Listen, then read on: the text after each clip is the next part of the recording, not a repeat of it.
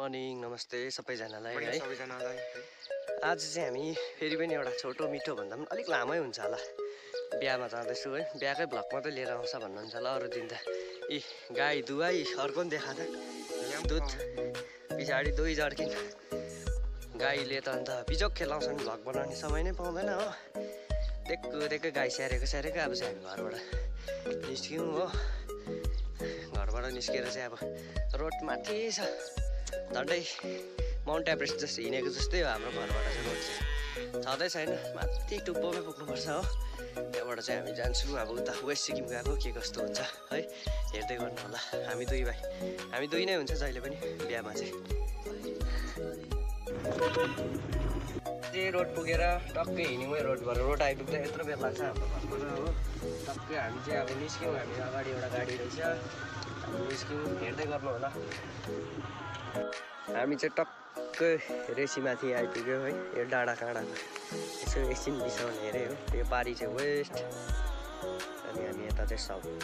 जाँदैछौँ on the way है टक्कैसँगले दुई तिनजना उता जानुभएको छ जाँदै रेसी बजारमा चाहिँ भोक लागेर चाहिँ खाएर खाजा खाइँदैछ राम्रो बाटो हामी चाहिँ जोरथाङ पुग्न आँट्यौँ जाँदैछौँ हामी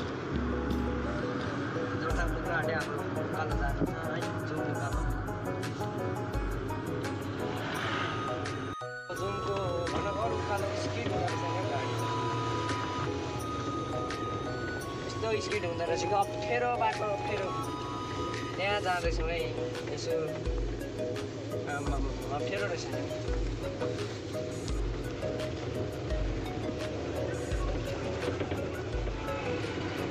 यो चाहिँ साह्रै अप बाटो रहेछ हो गाडी स्किड गर्दो रहेछ फेरि प्रोग्रेसमा रहेछ यो बाटो चाहिँ फेरि बनाउँदै अन्डर कन्स्ट्रक्सन रहेछ है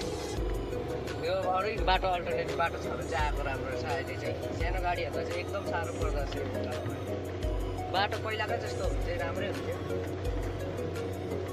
तर यहाँनिर सिन चाहिँ एउटै खालके रुट जहीँ पनि एउटै खालके रुट रहेछ हो